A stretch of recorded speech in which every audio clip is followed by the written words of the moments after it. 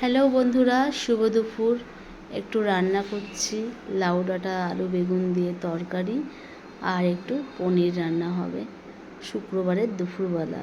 তো একটু গল্প করতে এলাম। গতকাল তো তোমাদের সাথে সেভাবে আমি কারোর পরিবারে যেতে পারিনি, কারণ আমার অবস্থা খুবই খারাপ ছিল। আর তাছাড়া ওয়েদারটাও এরকম, ওই যে বলে না আষাঢ়ের আকাশ, কখনো মেঘ কখনো বৃষ্টি, আবার হঠাৎ পরিষ্কার নীল আকাশ। এরকমই তো চলছে মেঘেদের খুনসুটি খেলা। এক মুহূর্তে হয়ে যাচ্ছে ঘন কালো, আবার পরের মুহূর্তে চলে যাচ্ছে রোদ ঝলমলে।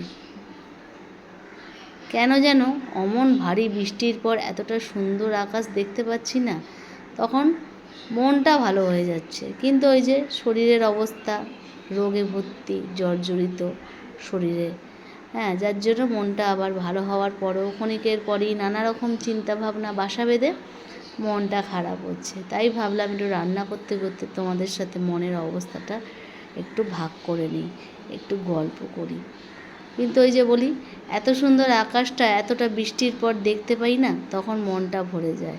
এটা অবশ্য ঠিকই, আষাঢ় মানেই তো এমন অস্থিরতা আর প্রশান্তির এক অপরূপ আর কি মেলবন্ধন।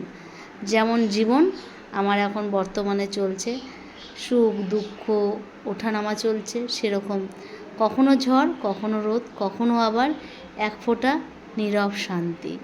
তো দেখো, আমি তোমাদের সাথে একটু কথা বলতে বলতে পনিরটা এবারে বসাবো, পোস্ত হয়ে গেছে, পনিরটা ছেড়ে দেবো। এই পনিরটা আজকে কাঁচা রান্না করছি, কারণ ছেলের বারণ, মা পনির ভেজে দেবে না, যার জন্য কাঁচা রান্না করছি। আর তোমাদের জানাচ্ছি শুভ দুপুরবেলা আষাঢ়ের আকাশের।